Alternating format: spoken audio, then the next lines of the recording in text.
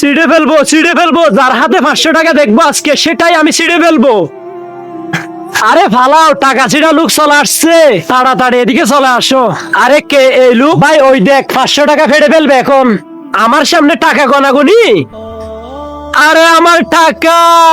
আরে ভাই এ তো 500 টাকা ফেটে ফেলছে। হ্যাঁ, এ 500 টাকা দেখলেই ছিঁড়ে ফেলে, কিন্তু এ কেন করতেছে? আজকে ওর কাছে যাব, গিয়ে জিজ্ঞেস করবো কেন 500 টাকা ছিঁড়ে ফেলে। তোর কাছে তো 500 টাকা নেই। আরে ভাই আছে, তাহলে এই 500 টাকাটা লুকায় রাখি, আসো।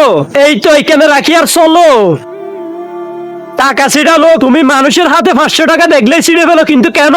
বেটা ওই ঘটনাটা, এই নেন তাড়াতাড়ি ওষুধগুলো নিয়ে আসেন।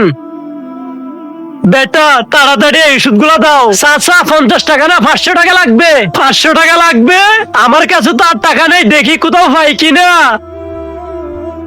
বাপরে, আমাকে 500 টাকা ভিক্ষা দাও, আমার বাচ্চাটার জীবন সঞ্চয়। দিতে পারবো না, যাও এখান থেকে। তারপর আমি রাস্তার পাশে দাঁড়িয়ে থাকা সকল লোক থেকে চাই, তারা কেউ দেয় না। হাত জোর করে সেও পাইনি। ডাক্তার সাহেব, টাকার অভাবে ওষুধ আনতে পারিনি, সরি। আর প্রয়োজন নেই, তোমার বাচ্চা মারা গেছে। আল্লাহ, বলো কি? বেটা, বেটা আমার একমাত্র বেটা মারা গেছে। নিচে তাকায় লাল সাবস্ক্রাইব বাটনটি ক্লিক করে যারা যারা সাবস্ক্রাইব করবে, আল্লাহ যেন তাদেরকে এই খবরে শান্তিতে রাখে। আর এই ভিডিওতে যারা লাইক কমেন্ট করবে তাদের মনের আশা যেন পূরণ হয়, আমি দোয়া করে দিলাম।